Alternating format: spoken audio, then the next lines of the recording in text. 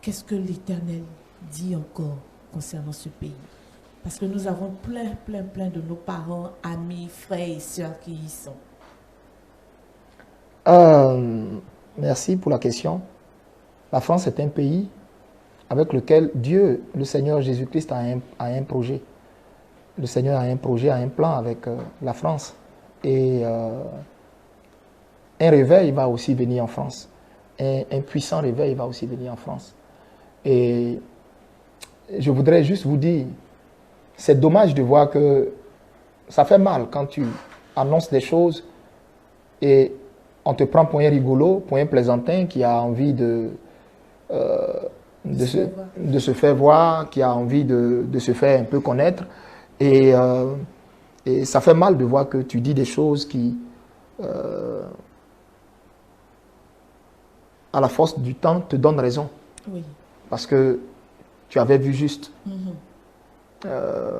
Effectivement, j'ai essuyé beaucoup de moqueries, beaucoup d'injures. De critiques surtout. Oui, et surtout beaucoup d'injures. Oui. De certaines personnes, de certaines personnes qui ont fait des vidéos à caractère dénigrant pour tout dire. Oui. Me traiter de toutes sortes de noms. Ce qu'il a dit, il n'a pas dit que il voyait une femme à la tête du pays, du moins de la France, etc. Oui, j'ai bel et bien vu une femme à la tête de la France. J'ai bel et bien vu, mais si vous avez suivi, je pense, bon, et là, excusez-moi, je vais encore lancer, je vais lancer une pique, même pas encore, lancer une pique à l'équipe autour de moi, parce que je pense que c'est eux qui font que toutes ces choses-là, les gens pensent avoir des arguments pour dire des choses. Mais si l'équipe là, véritablement était dans ma dynamique de pensée, je pense que ces gens-là n'auraient pas de quoi dire. Parce que quand c'est lors d'une traversée, je pense la traversée 2021-2022, que j'avais vu les élections françaises et j'avais vu une femme à la tête de la France. Effectivement. Et j'ai annoncé ça. J'ai annoncé ça. C'est ce que j'ai vu que j'ai annoncé. Et grande fut ma surprise de voir que avant les élections, j'avais fait un direct. J'étais en studio où, lors de ce direct, j'avais eu un songe où le peuple français s'était levé, mais ils étaient étonnés des résultats de l'élection. Qui se rappelle de ça? Moi. J'en ai parlé en plein direct. Oui. Où j'ai dit, j'ai fait un songe où je voyais une femme à la tête de la France, mais il y a eu les élections, mais les Français se sont réveillés étonnés. Mais je ne sais pas qu'est-ce qui s'est passé, cet étonnement-là. Mais c'était comme si il y avait une nouvelle qui ne leur plaisait pas, qui s'était passée. Tu vois? Oui. Mais je rends grâce à Dieu parce que nous avons un Dieu merveilleux qui est prévenant et qui prend la peine de révéler les choses à ses serviteurs, les prophètes. La Bible dit Dieu ne fait rien arriver sans révéler son secret à ses serviteurs, les prophètes. Et donc, quand j'ai eu ce songe-là, je me suis réveillé du songe, je répète, où la France était levée avec... Et je voudrais dire à la régie, vraiment, s'ils peuvent retrouver ce direct-là. Oui. Voilà. Pour le passer. Parce que j'avais été clair dans ce direct-là, que j'ai eu un songe où il y a eu quelque chose qui s'est passé concernant les élections françaises. Mais je ne savais pas quoi. Mais il y avait une surprise générale. Et donc, quand moi aussi, surpris comme tout le monde de voir ce qui s'est produit en France, on a entendu parler de bugs informatiques, selon eux. On a entendu parler de plein de choses. Oui. Et au jour d'aujourd'hui, on se retrouve avec un président qui, si le prophète avait prophétisé faux, n'allait pas se retrouver à l'Assemblée nationale avec une minorité, mais pas possible, au point où tous ces projets de loi ne peuvent pas passer. Au point où il est obligé d'utiliser un article qui est le même mot qu'ils emploient pour traiter nos chefs d'État africains. C'est de la dictature aussi.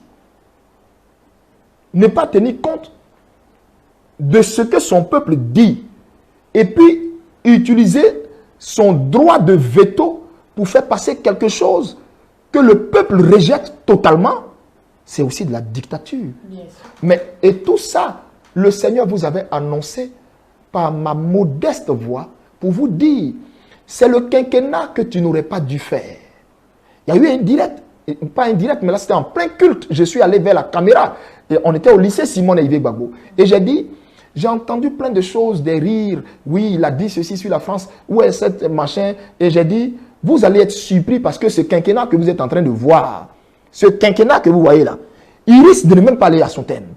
Et ce quinquennat là va être le quinquennat, mais le plus compliqué de toute l'histoire de la France. Observez, vous allez voir. Je l'ai dit en pleine caméra parce que l'Esprit de Dieu m'a dit. Et je l'ai dit. Et je voudrais, si les internautes nous suivent, parce que là, je ne les vois vraiment pas en commentaire, s'ils nous suivent, qu'ils savent que ce que je suis en train de dire est vrai, qu'ils le confirment en commentaire. J'ai dit, ça va à son quinquennat. N'aura même pas à peine un an que les problèmes vont s'enchaîner. Et que ce que vous avez vu avec les histoires de... comment on appelle gilet quoi là? J'ai dit, est-ce que je n'ai pas dit ça en direct? Oui. J'ai dit, ce que vous voyez concernant gilet jaune là, mais c'est petit, que Dieu va pousser ce monsieur à la faute. Il va prendre des décisions qui vont le pousser à la faute. Et où il va se rendre compte là? Il aura l'humiliation présidentielle de sa vie. Et ça va rester dans les annales et dans l'histoire de la France. Regardons tous pour voir la suite des choses. Pour voir. Alors donc, qu'est-ce que je peux dire par rapport à ça? C'est désolant, comme je l'ai dit, c'est vraiment désolant. Voici, et là, ici, voici une sœur en France, une Française de source, est en train de confirmer qu'on parle de le destituer. Voilà. On parle de le destituer. On veut faire entrer un truc qu'ils appellent révolution guillotine. Or, je vous ai dit que ça va aller à sa destitution. Oui. Ça va aller à sa destitution complète. Je l'ai dit. Mais les gens qui riaient là, les gens qui faisaient des vidéos et puis qui me traitaient de faux prophètes là, ils sont où aujourd'hui face à ça?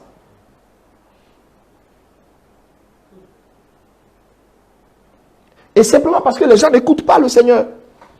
Quand un prophète parle, ce n'est pas parce que toi tu ne l'as pas reçu que ça veut dire qu'il ment.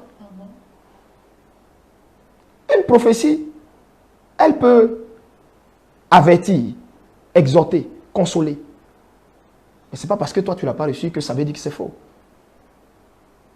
Alors, je voudrais dire aux Français, ce qui se passe là, c'est Dieu qui le permet. Vous savez pourquoi? Parce que celui qui est là pour respecter, pour mettre à exécution un agenda satanique.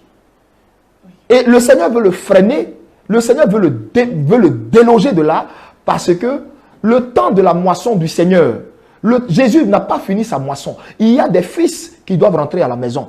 Il y a des fils qui doivent revenir à la bergerie. Je vous ai aussi dit, 2023 allait être une année où il y aurait une grande moisson spirituelle, où beaucoup de personnes vont se donner à Dieu. Et vous allez voir en masse des conversions dans les nations. Et ceux-là sont là pour mettre sur pied l'exécution d'un agenda satanique. Vous comprenez? Que Dieu veut freiner.